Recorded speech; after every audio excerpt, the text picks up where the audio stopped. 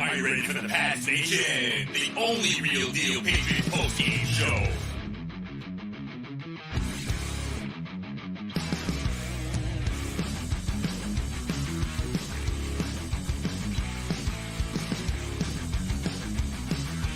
And now, CORSO CATONE. Welcome into the Pats Nation, the only Patriots postgame show worth watching. I'm CORSO. Catone is here. Joe is in the booth, and you are watching us live on YouTube, listening live on Podbean. And hey, look, if you miss any of this postgame show, we'll be up on iHeartRadio, so you can catch us there later on. And if you want to take part in this, chat, call, give us a call, 855-313-PATS, 855-313-7287. And Joe has us up, the chat, live chat going on YouTube. So chat in, call in. We want to hear from you as Week 8 sees the Patriots travel to New York. And as you can see, I'm wearing the blue jersey. So they beat the Jets 22-17. And look, we have all the breakdown coming, including Mac Mania. And Mac Mania is back. So he was playing today. Our coach's corner. I don't know if it was Mac Mania, but he's back. Yeah. And of course, our Sunday stiff. So Mark, real quickly, give me your impression generally of this game. It was a win, right? I think it was an uneven performance on both sides of the ball, but it's a win. I'll take it. It was a must-win game, Chris. Absolute must-win if you want to try to make the playoffs. So, well, we're going to get to Mac Mania right now, but to me, they're still not really, from a personnel standpoint, really not that good of a football team, are the Patriots. But you're like you say, we'll take the win. But yeah, let's get to Mac Mania. Joe, we ready?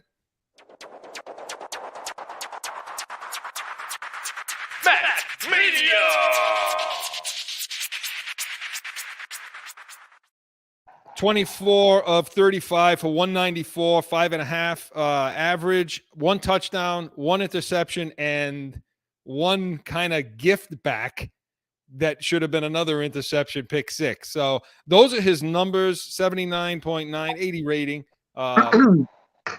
What'd you think overall of his performance, Mark? He looked, listen, I think he got lucky, obviously, on the pick six for a touchdown, right? I don't know what the hell he was doing there, but his performance, Chris, I would probably give him, if I had to give him a letter grade, maybe, I guess I could give him a C- because they won the game. He played a little better in the second half. I think, Chris, actually, when they went to the no huddle in the hurry up, it kind of helped him get into a little bit of rhythm, which you and I have been saying right along. You got to do something to get him in rhythm because he just looks out of sync. But, you know, I mean, like I said, uneven is the word I'm going to use today because that's really what it was. It was an uneven performance, and I wouldn't say he played that well. I mean, I don't think he played well. I mean, they won the game, but, you know. Well, look, he was sacked. He was sacked five six times. Six times? He was sacked 6 times. Now, some of those, may have been his fault. I think they were. A couple of them, he ate the ball when maybe he should. And a couple of times, like one time he pump faked on a 3-step drop. You just can't do that. You're going to get sacked. So I can't, put that in a line. Yeah, it was uneven for him. I mean, some can say, well, he was coming back from the injury and all this other emotional bulk from the week before and all that crap. But we still see him throwing flat-footed, throwing off his back foot, not stepping up into throws when he can, okay? I think he's feeling like there's more pressure at times than there is. He threw behind some guys. Now, there was PI, I think, on, like you pointed this out during the game, on Parker, where he got hurt, but I still think the throw was bad. And you got that horrendous read, with Myers. And I don't know if that pick six that came back, I'm not sure. Was that Myers, Mark? I thought it was Myers cut the route and went in. I thought it was like a hook in, and he threw it way to the outside. I don't know if it was a bad read by Myers, but I don't know. It appeared, Chris, though, he had enough time to read where Myers was going. I don't know. Yeah, I mean, I don't know. I'd have to go back and look to see if Myers cut the route off or not. But still, I think it was a bad read. I'm going to put that on Jones. And like I said, you can't take some sacks when you are taking them. And the pump fakes, things like that. Now, I will say the organization what he put them in at times wasn't bad. Like there was one point where he brought in, again, when you got to go to these things that we're talking about to find, how did a quarterback played well, that should tell you everything you need to know. But there was one time where he pulled Hunter Henry in, next to him for max protection. So he saw that there was some pressure. Now, that pick against, was it Miami early in the season where he didn't alert Hunter Henry to the pressure? He did this time. So he did express some irritation to the sideline, if you noticed. It was one of the goal line situations. And that's something, Chris, that Zappe did not do because he's your rookie. He's doing whatever you tell him to do. He's not going to express any frustration or any malcontent towards the play or the coaching staff. So he's going to he's going to be a good soldier, which I think they like that about Zappe. Just, hey, go roll with the punches. You're glad you're on the field. Where the issue, Chris, is I think Mac knows the offense better than the two guys calling the plays, or the one guy calling the play, Patricia. I mean, I don't think Judge is calling plays, but or he doesn't understand the concept as to what they're trying to do and why, and so it's making him frustrated and he can't figure out. Again, these kinds of things we're saying sound like we're giving him passes for playing like shit. Why not? And the bottom line is, look, the bottom line is this: you're practicing these plays. You got a play call that comes out to you. You got reads. Make the reads and put the ball where it needs to go. I mean, that's what your job is as a quarterback. And right now, I have some serious problems with where he's placing, where his ball placement is, his general mechanics, Mark.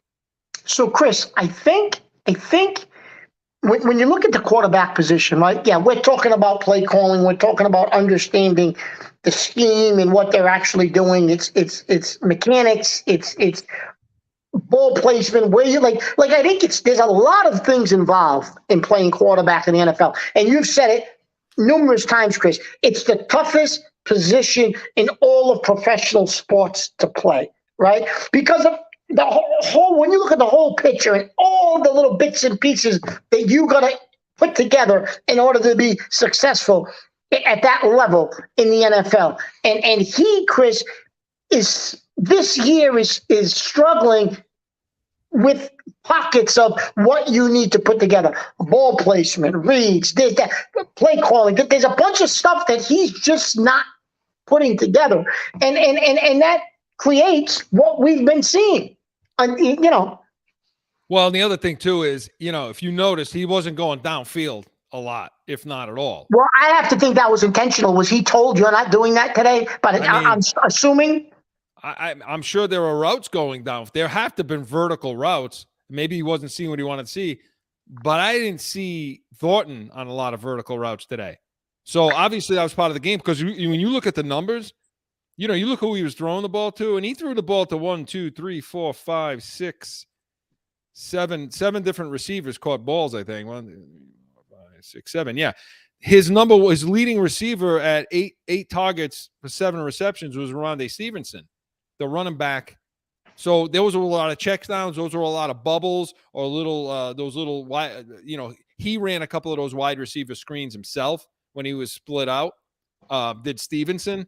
And then old reliable, 12 targets, 9 receptions again, only for 60 yards again, Jacoby Myers, which tells you there were a lot of short, a lot of intermediate routes under nothing, very little downfield. So, what do you make of that? And we'll get to that in Coach's Corner real quick. Well, I think, Chris, they were trying to manage a little bit more of what he was doing. Frankly, he still made bad reads, and so you could still throw interceptions if they're bad reads, right? But I think they tried to manage the decision-making he had to make. I think, Chris, they tried to simplify. Yeah. The decisions that he tried to make, so he didn't have to throw some of those balls. But again, the pick six, he got bailed out on the penalty, which I don't necessarily know if it was a penalty. The roughing the pass, that was questionable, but he got bailed out. But they tried to simplify, Chris, what he was doing, I think, so he didn't have to make some of those reads and throws, hence picking the ball off. Yeah, and so Mark gives him a C. I give him a C. I give him C-. C minus. I give him a C overall. Let's hope he gets better next week. And so, Mark, that's Mac Jones. Now, a lot of the trouble he had was with the offensive line. So moving to the rest of the offense, looking at this situation, hey, listen, we got to talk about the offensive line because I thought the running backs ran well. Okay, I thought both of them did. They had one for how many yards? It was where is it? 127 yards. Stevenson had 16 carries, 71 yards, 4.5. Harris had 11 for 37, and Mac Jones ran some. So 127 yards. You thought it would have to be 150. I said to you yesterday between 130 and 150. Yeah, and they hit almost 130. So they ran the ball, I thought, well. It was better in the second half. But, Mark, let's talk about the offensive line right now. Your buddy who's been playing well, I know you like him. You like what he's shown. The rookie, Strange, had a tough day today. He got benched. He had a tough day, Chris. For win. Yeah, Strange had a tough day out there. He got beat. But listen, he got beat, Chris, by some good. He didn't get beat by slugs. He got beat by some real good pass rushers. And don't get me wrong, so did Wynn. Quentin Williams made Wynn look like a rag doll at one point on a sack. You know, the way he threw him aside and got to Jones. But the offensive line, Chris. Was it Wynn on that? Was it Wynn on that one? I believe it was Wynn. And once it was Strange, too. But I believe, Chris, that the offensive line, you said, had 6 sacks. Yeah, they ran the ball well, and the offensive line played better in the second half than the first half, obviously. The first half, Chris, the offensive line was atrocious. But my biggest takeaway of the offensive line was Strange really struggled today. I didn't even realize they pulled him because that was my takeaway was Strange really struggled. So that was, if you said they benched him, then that makes sense. Yeah, I mean, he was sacked 6 times. He was hit 8 times. You know, I mean, and a lot of those, and like I said, a lot of those sacks, they were in on him. Even the ones where I think he screwed up and you know, could have got the ball out. Well, that's going to help his offensive line at some point, right? Yeah, I mean, I don't think he got the ball out as quickly as he could on a couple of those sacks. But even still, even with that, Mark, they're getting in on him too quickly. I mean, they're just even to have that situation where your quarterback has got to, you know, get the ball quicker and that kind of thing. It just wasn't good enough. Like you say, you give credit. They get paid. The other side gets paid too. You know, give them credit. But, yeah, the offensive line stunk, and Strange was probably the worst one today. Had a holding call. There was some penalties on the offense. The line, they were better. There wasn't as many, and I'll check the numbers on the penalties. But, you know, all in all, the offensive line wasn't good. And here's a question I have, and I wanted to ask you. They benched Strange, okay, and Wynn came in at guard, all right? So Cannon's on the outside, Wynn, and then you had Ferenz, who I thought didn't play terribly at center. There didn't seem to be too many issues at the center quarterback exchange. I didn't think he played bad. Winu and so on. Do you think that now there's a fit? Did you think maybe they found something in Wynn playing guard, which is where he played at Georgia? They may have, but what are you going to? Who's he going to play for? Well, you can, you know, for a long time, Owinu was a tackle. I mean, you had him playing tackle. You could kick Owinu. Yeah, that's true. You could kick Owinu out there and try win a guard because, like you said, Chris, that's what he played at Georgia. But you know, we had the bright idea we were going to draft him in the first round and make him a tackle. Well, and again, and by the way, the Patriots had 6 penalties. 6 penalties for 54 yards, and I think 4 of them, at least 4, came on the offensive side. I don't know. It was 4 of them. It gives you depth there. I don't know how long Andrews is going to be out, but it gives you some depth there. And Chris, with these new head injuries, could be wrong. Yeah, I mean the concussion stuff. You know, you never know when that's going to happen. But no, the offensive line, Mark, for them to have any chance at anything. Okay, the offensive line has got to play. They got to play so much better than they are. I mean, it's, you know, it's just not good enough. It's not good enough. I mean, and they're going to play teams that are far more difficult on the defensive front than this one, don't you think? I mean, this team's good. We highlighted that yesterday. Good. They were good, Chris. They have a good defensive line. We talked about that yesterday on the pregame show. That they in the preview show that they have a good defensive line, definitely. But you're right. You are going to face teams with a better defensive line and probably a better overall defense than what you face today. And we're going to get into. We're going to get into the Jets quarterback. I know that, and when we talk about our defense, but you played a team again, Chris. I understand the Jets were 5-2, but I don't think you played a very good team today either. I honestly don't think the Jets are that good. I understand they've won 5 games. That sucked last week, and they got their ass kicked. That's true. I mean, the Jets are better than that, no? So, the Jets are better than Chicago is. I don't know. Well, Chicago got killed today by Dallas, right? But they scored a lot of points, though. Chicago scored a lot of points. I don't know what the final was, but they scored a lot of points. Look, listen, like I said, I mean, they're going to play. You can play a team like Buffalo. You play these kinds of teams that are going to get after you, and even Vegas. Well, Chris, the first half of the game, okay, you played really bad. I mean, you were down at half. You got a break on the pick six. The score could have been 17-3 at the half. That was the turning point of the game. If they don't call that roughing the passer penalty and the Jets score at 17-3, the game's probably over. Like, that really changed the momentum of the game. Did you think it was? Did you think there was a roughing the passer? Honestly, I wouldn't have threw the flag if I was the ref. Would you have? Not given everything that's happened. The overreaction to Tua. And when they were throwing everything in that ridiculous call in the Tampa Atlanta game on Brady. Yep. And then they kind of eased up on it the following week. So given how it's been going, I don't think I would have. Because they're saying that he lunged into him, like he launched himself into him. Maybe he did. I don't know. He could have. I got to watch another replay of it. I mean, I don't know. But you're right. They got lucky. That was a break. But you commented on something during the game, and I know we're going to get to it more in Coach's Corner, but we have a few minutes here, and I wanted to talk a little bit about the receivers and the selection, because it seemed to me like when Zappe, because again, we want to give Mac Jones, give him the credit he deserves for different things, but also hanging him out to dry. Are we comparing apples to apples, Mark, in the play calling? No. Well, and I said that to you during the game, Chris. You're not. They developed quick reads where receivers were getting where they were short, quick passes, much like McDaniels used to do. Same principles where Zappe could make a quick read and there'd be somebody he could flare the ball out to.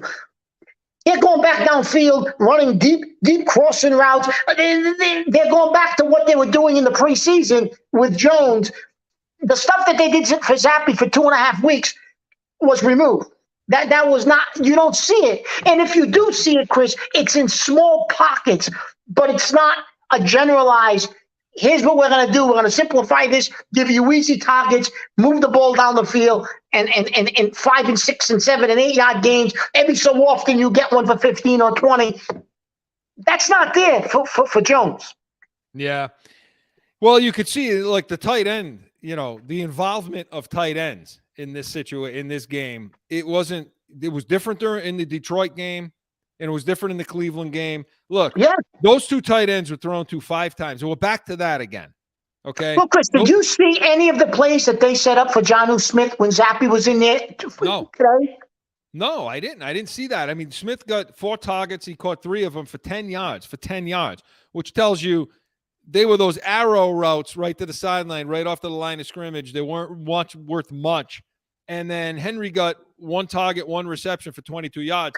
That was probably one of the deepest throws down the field, was that 22-yard reception by Hunter Henry. He was wide open, Chris, in that situation. How about the play calling in Cleveland to get Thornton involved in the game? It's one Where of these are things.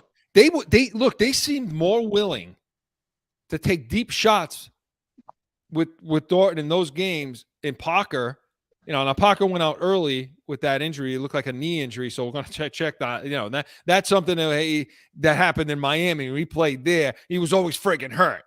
You know what I mean? So, we'll check. We'll see that. We'll pay attention to that. But, well, look, Their secondary, we talked about it on Corso and Catone yesterday, with, for the amount of time that your technology would allow. You disappeared yesterday on the show, but we talked about it. I got troubles again today with technology. Yeah, I see it. Your camera angle's all weird. You keep throwing your hands in my face and everything's getting blurry. No, but listen, we talked about it yesterday. The secondary for the Jets, good secondary. Sauce Gardner, maybe that was the idea. Say, hey, look, let's not even take a shot.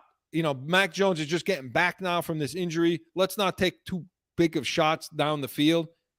But sometimes he was taking shots with Jacoby Myers at times with Sauce Gardner, and I didn't really follow that at all. Where was born today? Born again. But Chris, listen, in Bourne's defense, the routes that Bourne is successful at, you didn't see him run one of those today. He had one target, Mark. Yeah, but Chris, Bourne is capable of running the Julian Edelman routes that Edelman ran. Not as good as Edelman, but that's what he is capable of running. Yeah, and guess what? None of those are in what's going on. Yeah, he could take that slant and he can run with it. He could do those kinds of things. Not there. Mark, they don't like him. There's something with this guy. Something happened where this dinosaur, archaic, old, crusted bastard Belichick saw this kid born, and they just won't give him any love. They won't. And I think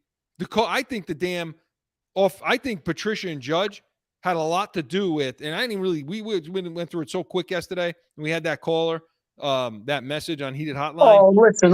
Let's not get into that because you were defending Belichick. Here he goes. But what I'm going to say though is the two offensive coaches, I honestly think those two guys were just hammering and for Zappe. I don't think they wanted Mac Jones in there because they didn't want a guy that asked the question why. No. Right? No, they didn't. And no, absolutely not. Like I said to you, Chris, Zappe doesn't give them any pushback, isn't getting frustrated on the field, isn't questioning anything. Whatever they throw in there, okay, yep, he's like a little kid out there, just clapping his hands. He's just happy to be out there, and that's what they want because Jones knows too much for them. They don't want him to question. He asked the question why way too much for them. And let me tell you something though, Chris. But go back to Bourne, okay? Yeah. So here's a guy. Everyone said, "Oh, he's going to have a big year this year." Big year. Listen, Bourne would have had a big year if Josh McDaniels was still here, because Josh McDaniels, I think, now was comfortable enough with Bourne that he was going to become Mac Jones's Julian Edelman. If McDaniels was here, he's not. They changed the offense around, and this is what you're left with. Hey, listen, and I'll tell you what, I'm surprised the phone, and maybe it is ringing, because the Raiders got blanked today by the Saints, 24-0. Yeah. How long are you going to keep Derek Carr in there? And not only that, I mean, you brought this guy on as an offensive coach, McDaniel. You went and spent all that to get Davante Adams, and you got shut out by the Saints. That's pitiful. So that phone may be ringing on Bourne too by McDaniels. He may be, and who knows if it became Zappe. We talked about this today. If it became Zappe coming in, if Max, because we said it once he threw that pick six that came back, we were like, is he going to get benched? And he said, hey, let's trade him in the offseason, bring number 12 back. Ooh. I'm going to tell you something. If that was a pick six, if that stood, you may have seen Zappe start in the second half, Chris. I think they might have had to seriously think about it. Yeah, well, you know what? We're smiling and laughing a little bit because they won this game today. Oh, we'd be a lot more pissed off about the offensive line and the way Mac Jones played a little bit. They got to clean it up, and they better clean it up. And when we come back, we're going to talk about the defense. We're going to talk about the defense and some of the issues and some of the things that went on in there and what we saw, the good, the bad, and the ugly. This portion of the Pats Nation was presented by Special Sauce Podcast, specialsaucepodcast.com. And like I said, we come back, defense.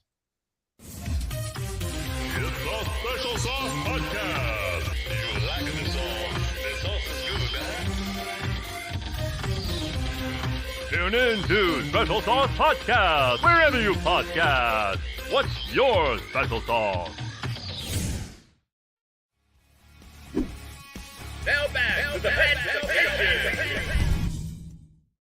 22-17, 22-17. The Patriots beat the Jets in New York. Big win, must win. Had to have game, Mark, right? Yeah, must win. I said that. It's a must win. And you admit, listen, you're going to play Buffalo twice still. Yeah. If you ended up with 5 losses, now you're at 7. How are you making the playoffs with the schedule they have left? So today was a must-win game. Next week at home, another must-win game. You have to go into the break 5-4, and then you see what happens. Looking at the defensive side of the ball now, okay? So let me just give you a couple of numbers, and I'm going to let you comment on this, okay? So Wilson, he was 20 of 41, crap percentage, but 355 yards, averaged 8 a throw, 2 touchdowns, 3 picks, 3 bad picks too, by the way. There's that. Then the other number I want to give you is 15 rushes for 51 yards, 3.5 a carry. The long was 11. What do you say about those numbers? Well, the Jets, Chris, why I don't know, because they weren't really behind that by that much. I really thought they would have tried to have established a run more, okay, than they did. I mean, 15 rushes. I mean, I really thought they would have tried to establish the run more. And I understand the rookie got hurt last week. He was out for the season, but they traded for the guy from Jacksonville last week. I'm assuming he'll be incorporated more. But I still would have tried to, with whatever guys you have left, try to have ran the ball a little bit more, because I think Wilson is more successful when he's doing play action. A lot of the things that you can do to control the game for him, he's not a quarterback that's designed, at least not at this point of his career, to throw the ball 40 times and throw the ball all over the field to win you a game. That's just not him at this point of his career. Me personally, I never liked him, didn't like him out of college. All those people who were singing their praises, if you remember our pre-draft talk for that draft, I said he's a glorified Drew Lock. I don't know who would take him in the top 5 of a draft. They did, but listen, Chris, he had 3 picks. He's lucky he didn't have 5.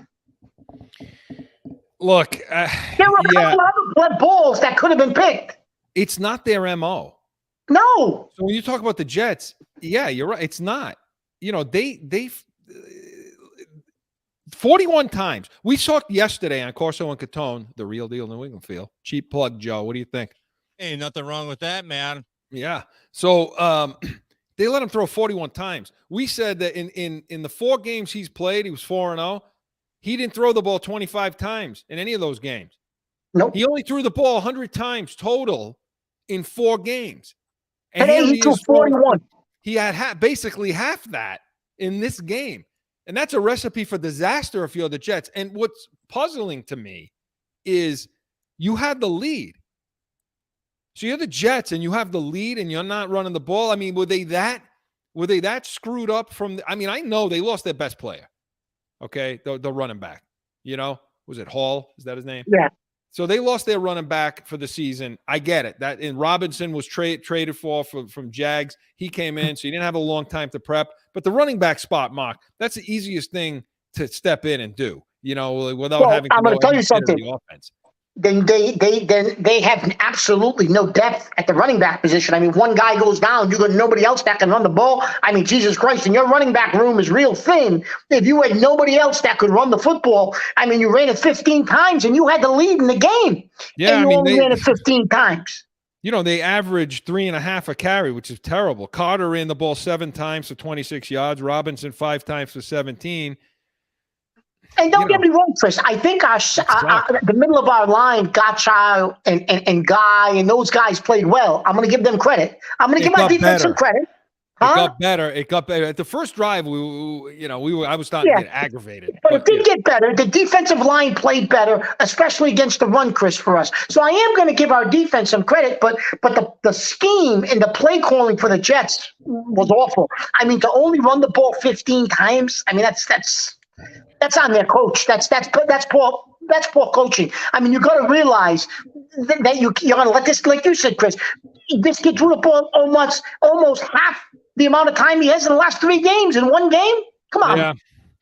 Again, and that's to me why they lost this game. Yeah. I mean, that's why they lost this game. You let this kid throw 41 times, and they were bad. I mean, those interceptions, I mean, I want to give people credit, but I'm not giving – you know what? I want to give people credit for the picks, but he threw the ball. I mean, he's rolling out. Instead of throwing it out of bounds, he's pumping the ball downfield. McCourty had a nice catch to keep himself in bounds. That first interception the first one was a good catch. The second one was thrown right to him. I mean, he did nothing. He was just sitting there, the ball hit him in the chest. Right. And so, but I am going to say this. I am going to say this. Don't do it. Listen, don't do it. I'm going to say this. Do it. Juwan Bentley's interception. You know what? He did it, Joe. Listen, Juwan Bentley's interception, he made a heck of a read, positioned himself perfectly.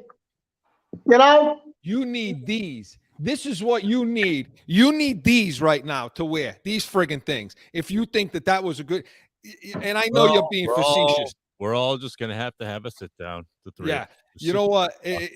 I know you're being facetious. I understand. Okay. But he didn't make a good read. He was behind the friggin' receiver, who I think was the back out of the backfield. He was behind him. So the back was wide open. And I know if there was the pressure that was getting to Wilson, that he threw off that back foot and threw the ball up. And so it sailed.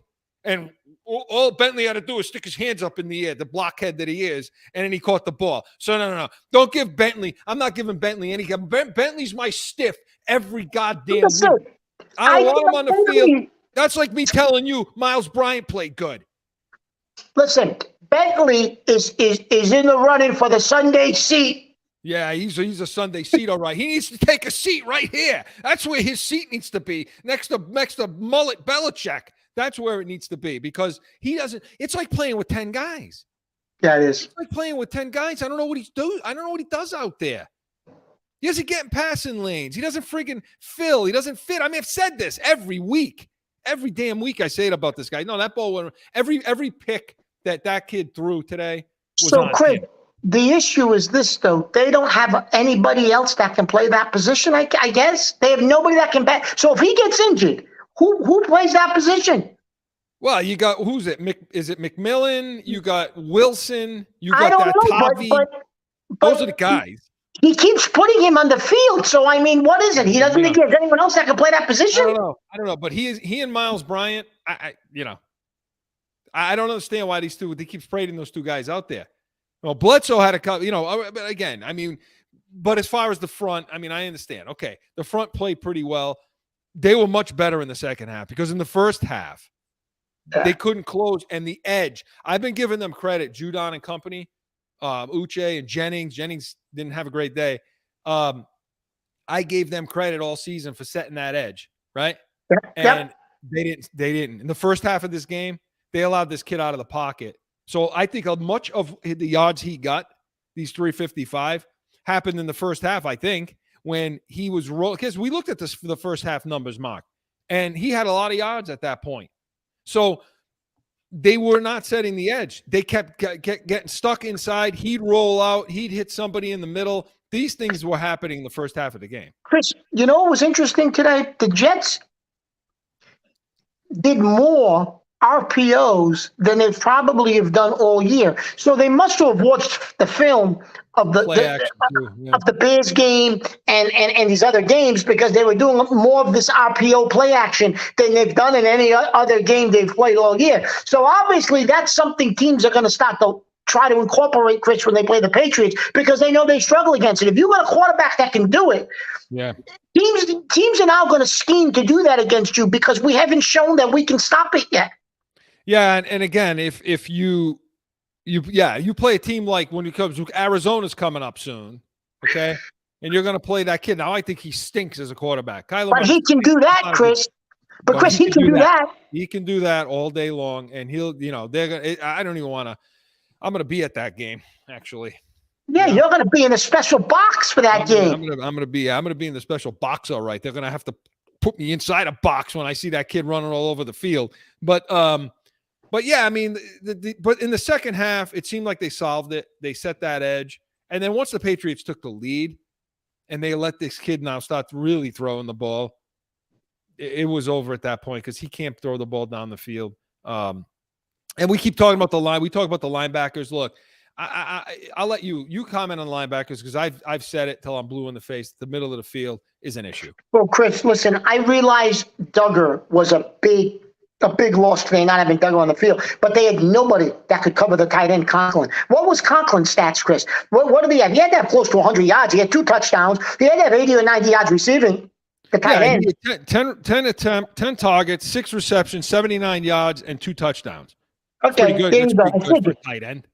Huh? That's pretty good for a tight end. Oh, especially a tight end, Chris. No one's heard from all year. Right. He plays the Patriots, and granted, I know you said this several times during the game, Chris, but Duggar, that's a big loss. No, Duggar today is a big loss because he would have went with Conklin, you would think, as he was dragging across the field. But that middle of the field, Chris, they could not stop that again today. No. Again, they couldn't stop the middle of the field. They couldn't stop it. And then on the touchdown late in the game, Bledsoe gets beat. I get it. That's Bledsoe's play. But yeah, let me set this up. The phone rings, okay? The phone rings, Joe, okay? And he's already in his comment. He's just screaming, I'm so sick of I don't want to use the expletives. But I'm so sick of beep, beep, beep, Miles Bryant, I'm so sick of this effing guy. I can't get off the he was screaming like you can't believe. And I calmly said to him, and I made the mistake of saying, yeah, that was Bledsoe's coverage, though. I don't give a shit. Go ahead. So, Chris, it was Bledsoe's coverage. I get it. But Miles Bryant, instead of playing center field in the middle of the end zone, is playing at he's up there at the goal line. For what reason? There was nothing there. At least if you're playing in the middle of the end zone, Chris, you can make a read one way or the other, back or forward, depending on what's developing around you. He could have very easily had stopped that touchdown pass if he was playing 2 or 3 steps back like he should have been. And I'm not saying it wasn't Bledsoe. Bledsoe got beat. I got it. But Bryant should have been positioned to at least maybe give him some help. But he doesn't know what he's doing. He's lost. I'm gonna go back and look at that because I don't know what was in front of him. I don't know what the route combo was in front of him. I saw the replay. You're gonna look at it. I don't think there was anything in front of him. Well, then in that situation, because I know it would have been to his right. Yep. You had a Patriots defender there. Okay. So in this, because that happened kind of off the left behind him, right? That catch. Yep. You as a corner, you're trained to hold that goal line and then sink yourself into the back of the end zone and front the receiver, side or front, like post up in basketball. He certainly didn't sink. He didn't sink, and he didn't find anybody. So yeah, I'm with you. He sucks. And listen, we talk about the middle of the field and the issues that they have in Bentley and company. Listen, I'll put the safeties in there too. I'm going to put the safeties in that group. Although I'm going to say this to you, Chris, I thought Jabril Peppers played a little bit better today. A little bit. I'm not a fan. I am not a fan of Peppers. No, I get that, but I think he played a little better. He plays decent. He plays pretty good coming forward. Like making tackles into the backfield, things like that. In the run game, he plays okay. But in the pass game, he's friggin' lost out there. And that's why I say I'll put some of the safeties into that mix of the center of the field. Peppers, even Phillips today was kind of look. They played a lot of zone today, and there were wide open gaps in that zone where guys were not feeling what was coming. Let's talk about that. So, the play. I mean, it looked like they played a lot of zone. When I go back, they did. The play in the first half, Chris, where Garrett Wilson goes up. It was like a 40-yard grab, whatever, and Mills is on him. It appeared they were playing zone. Yeah. Is anybody else supposed to be back there? Like, is that all on Mills? Was anybody else supposed to be back there helping Mills? I don't know. I know it was so. It looked like Bryant kind of came. He crossed Bryant's face, sort of, and then Mills didn't come off and go with him. I don't know what kind of over under coverage it was. I don't know if they were playing like a 3 under 3 over, like a cover 3 over the top with 3 underneath. I don't know, because I think it was a dime package out there with 6 defensive backs, maybe in that situation. Somebody had to peel off and go with that vertical route, and it had to have been Mills. I can't imagine it wouldn't have been Mills in that situation. So, because the corners had a decent day, I just don't like Miles Bryant playing over Jack Jones. I don't like it. No, it's just when he comes on the field, it's better. But you saw the corners were deep in this game a lot.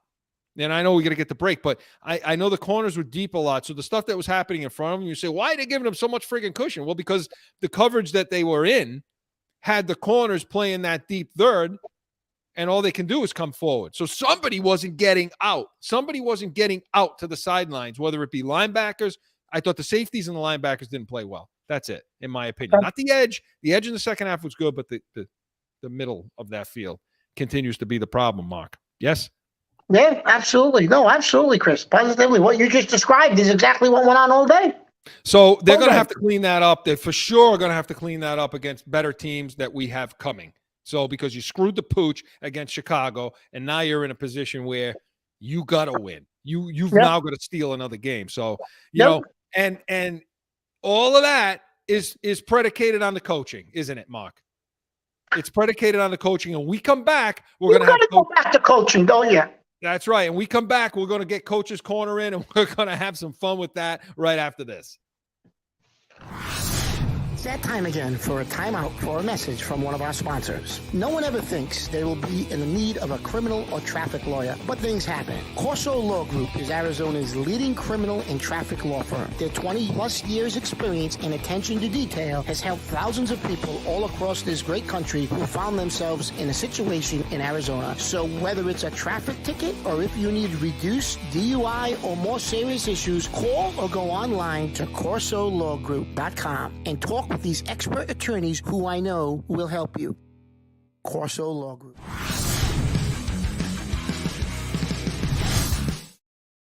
Back in with the Pats Nation, the only Patriots post-game show worth watching. 22-17, the Patriots beat the Jets today. And listen, we got to talk coaching. It's a topic every damn week, and today is no exception. Joe?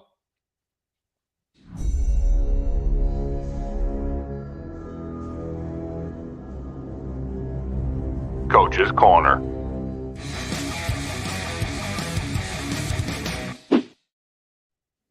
Let's start with the offensive side of the ball, as we usually do, because again, that's mostly where all the contention comes in with this team and all the drama and all the nonsense. So what do you make of the offensive coaching today? Chris, it's like it is every week. I don't listen. You had 5 field goals. Okay, 5 field goals. Okay, they're not aggressive at all. Okay, and I get Jones is throwing interceptions. I get it. You got Thornton on the field. Design some things to try to get this kid involved. He's got speed. Do a jet sweep. Do something with this kid to get him involved. I don't know. Run a screen. Run one of those wide receiver. Picks like they do in you know, the Denver used to be so famous for. Run a pick for the kid. Maybe they throw a flag, maybe they don't. Get the kid in open space so we can get the ball and show his speed. That's what you drafted him for. The coaching staff does nothing, Chris, to try to get him involved. And then you get down to the goal line, and they're playing in the red zone in general. And once you get to the red zone, Chris, it's like they don't know what they're doing. It's a disaster in the red zone. I mean, an absolute disaster. Then they go for it on 4th down, and you were going crazy that they didn't kick the field goal. And then do you even like the play call that they came up with on 4th down? Yeah, it pissed me off. I didn't like that play. First of all, I agree with you. The red zone play calling sucks. They get out coached. They get out thought. They don't know what to do. No, They don't know what they to do. don't. But yeah, that 4th and 1 on the road, it was 10-3. It was 2 minutes to go in the half. You get the ball, again, situational football. Belichick's calling card is situational football. 2 minutes left to go in the game. The defense, everything we've always seen is they're going to allow a drive before the half, right? So take the points. Take the points. 10-6. And let me tell you something. They chased those 3 points all day, and there was a chip shot for Folk, who played great today. Take the points, man. I mean, they chased it all day. Shit, they got it to a 6. What was it? A 5-point game At the end, yeah. And they get an onside kickback. Yeah. We'll see what happens. So I don't know, Chris. The red zone. They don't know what they're doing. Yeah, the play calling. Call. I mean, what did you think of that play call on 4th and 1? I didn't like it. Look, listen, but Chris, they're afraid. I think they're afraid. Well, not that they're afraid. I don't know. Like, let Mac Jones do something. You're in the gun, right? First of all, which I hate in 4th and 1. But if you are in the gun, go quickly. Get up to the line. Snap it and go. Snap it and go. Use your length and get that first down like Brady would do all the time. Did I like the play call? It definitely fooled the Jets. There's no question that it fooled the Jets. I don't like the route combinations. It fooled some of the Jets, but except for one of the safeties. One of the safeties stayed and stuck and then went after Mac Jones. No, I don't like any of it. Anything of what they did. And, so the offensive play calling, and Steven Vitucci is chatting in right now. Steve's, again, fan of the show, great loyal listener. He's half joking, half serious. Let's make a deal in the offseason to bring McDaniels back as part of a succession plan. They already had that chance, Steve. Raiders may run fire him anyway, but Kraft should make it happen. Yeah, I don't know, man. We talked about that, Steve. Thank you for the chat. Yeah, they had that. They had a chance at doing that, and they blew that. Yeah, and listen, we talked about that a little bit in the show ago, that the Saints blanked the Raiders, 24-0 today. So no, they can't be too pleased with the offensive performance that's going on in Vegas. But yeah, we had that chance. We had that opportunity. You had the guy sitting in house, and number 12 would probably still be here if you made the change. But you know what? How are you going to go at the time? How are you going away from Belichick at that point? He just passed today, and congratulations to him. He passed Hallis for second on the all-time win. Yeah. He's not leaving. He's not going anywhere until he breaks Schuler's record, which will take probably. And you're not winning another Super Bowl as long as he's here either. I'll go on record saying that on October 30th, 2022. Joe, put it down in the books. They're not winning another Super Bowl as long as Belichick is a coach. Write it down. Wow. So they're not doing Mac Jones any favors. Mac Jones, he doesn't trust those guys. There's that disconnect. So it's something that's going to keep going on all season long. And Mark, on the other side of the ball, Mayo and the kid Belichick. Well, Chris, you know what I want to bring up about the defense, and I wanted to ask you this question, is this. So I know you've brought up personnel schemes and personnel on the field all year. You bring it up during every game, after every game. Do you think that they have carte blanche over who's on that field, or do you think during the week Bill is telling them, Bentley, Bryant, are they the ones that are keeping Bentley and Bryant on the field, or do you think that their hands are tied? This is who you're using. Here's the rotation. Figure it out. I mean, that's my question to you. On defense, you have a lot of different packages. Okay. So you're bringing guys on the field in situations. So, yeah, for sure, on the offense and defensive side of the ball, you're meeting during the week. Belichick is meeting with these guys during the week. They're coming up with the game plan. And within the game plan, you're talking about the personnel packages for what they want to do, and they're plugging guys in. So, yeah, during the week, Belichick that personnel package, Chris, not to interrupt you, so that personnel package is predetermined in your meetings during the week as a coach. Yes. These are the guys that, because you have to have some organization to it, or else you're getting guys on and off the field. The offense is dictating the tempo of the game. So you, as a defensive coach, have got to be able to get guys on and off. So you better know who's in your play packages. So yeah, that stuff's being determined earlier in the week. And Belichick for sure. If Miles Bryant is on the field and Bentley's still on the field, I can't imagine Gerard Mayo is sitting there going, "Oh, I love these guys. Let's keep them out there. Let's keep running these clowns out there." Yeah, I think Belichick has a lot to do with it. But you know what? And so they are limited at linebacker with what they can do, with who they have, for size, run stuffers versus guys that can be in the center of the field and run. I don't know, Nakobe Dean, that would have been a good one, right? But that's Mark. It goes back to the draft. I mean, that's it. That's all there is to it. All right. So with that in mind, how was the personnel grouping today? Do you think today, how did we do? Well, first half you already said was terrible. No, I mean, I think in the secondary, I think when they went dime, I didn't like Miles Bryant out there. I like, if you're going to have 6 defensive backs, so, and I think McCourty's done too. I thought he played, he had the 2 picks. I get it, but he's late on everything again. I thought the personnel package was fine with Phillips, McCourty, Jonathan Jones, Jack Jones, okay, and Mills, you know what I mean? And maybe the Peppers or Marcus Jones is what I would do. Miles Bryant's off the field. I don't want him in that. Maybe in dime, maybe, but in nickel with his 5, just give me Marcus Jones. Just give me Jack Jones. Give me Jonathan Jones and trickle in Mills, and we're good. Okay. And as far as the linebacker packages, Mark, there's only Tavi, Wilson, McMillan, and Bentley to go with. Yeah, like it's that's because Chris, because that's what it is. Like, Chris, they drafted Jennings, but Jennings is no longer a linebacker. He's an edge guy who's rotating in on the edges. He's really not playing linebacker anymore. So you're right. That's all you got at linebacker, and you got Jamie Collins on the practice squad. I mean, there's a scary thought, right? So you don't have any depth at linebacker to do anything different. And how did the linebacker? So we're talking about coach's corner, right? So what did you see in the first half that was so bad? They're not reading the quarterback. In other words, you're playing in zone, right? And there were huge openings in the center of the field in the zone. So therefore, one of 2 things is happening. The linebackers either aren't making proper reads in what the route combinations are and what's coming, or they're not positioning the line properly within their zone, or they're not reading the quarterback setting and transferring as to where he's going with the ball. It isn't like Wilson is this look you off kind of guy. Yeah. You know what I mean? They're not athletic enough to do it. That's the other thing. And so again, it's personnel. So Chris, what can the coaches do to compensate for that? Yeah, trade.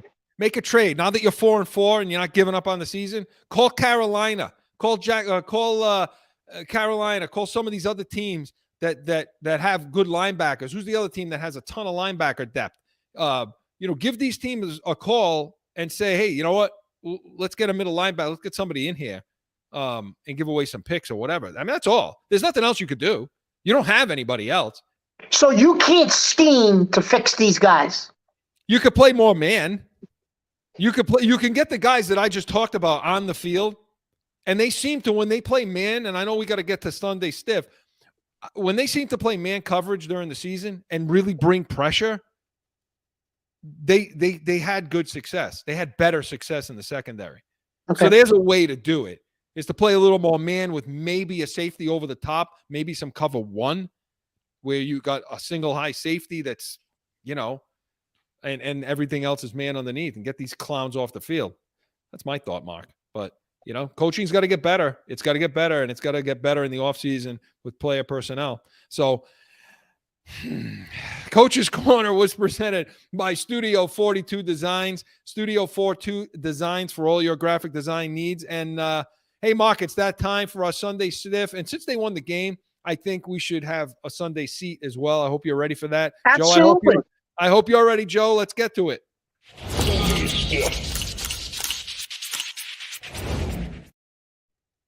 As always, Mark, I always defer to you. So I'm doing a Sunday seat first. Sunday stiff. Stiff. Well, Joe's got the stiff up there, so we're going to do the stiff first. My Sunday stiff, Chris. Originally I was going to say the whole offensive line, but then I changed my mind. I'm going with Cole Strange. Cole Strange is my Sunday stiff. He played awful. Absolutely awful. So and the Kings played well this year, but he's my Sunday stiff. Yeah, here's the thing. I'm torn on my Sunday stiff, okay? Because I really wanted to give it to Mac Jones because he's pissing me off, okay? But he did play better in the second half of the game. Play better, and that's why I'm torn. I'm going to give it to the whole offensive line, okay? There we go. For all the reasons that we already talked about, but I got to make this comment. Jones is pissing me off, Mark, because he's allowing his emotions and his nonsense. Look, these are the coaches. That ain't changing. Yeah. Okay? You're going to have to adapt, and you're going to have to fix your mechanics, man. Fix yourself first. Look in the mirror, see what you're doing wrong, because there's a lot of fundamental things happening with that kid out there that isn't right. That's not right. And so if you're an Alabama quarterback, national champion, all this other stuff, you know what an offense looks like, a good offense. Then let's start with you. So that's my Sunday stiff. Mark, who do you have for your seat? My Sunday seat, Chris, is going to be – And wait, really quick. What? For those of you who don't understand, the Sunday seat is the guy that gets to sit with us at dinner, Sunday dinner. Go ahead. Listen, Jawan Bentley. Shut up. You know what? Shut that camera. Whatever camera you're using today, turn it off right now. So my Sunday seat is going to be Ramondre Stevenson. I know he didn't score a touchdown today, Chris, but he made some runs that really, like that 38 or 37 or 38-yard run he made on that drive really helped get them momentum out of the locker room to start the second half. And it really, that was a big run, I thought, a momentum changer too. We talk about some momentum changers in this game. I think that was that run that really helped them, kind of get a little bit of control of this game. So I know he didn't score a touchdown, and I get all that, but I'm going to go with Ramondre Stevenson. Mark, it's astute. It's good football knowledge to pick a guy like that. Nobody else would do that. The numbers weren't there, but I agree with you. When they needed it, when he broke tackles and they needed it, man, he showed up. So, yeah, that's a good one, Mark. I'm going to go with Nick Folk. Joe's going to That's a good one. Joe likes that pick, right, Joe, the kicker?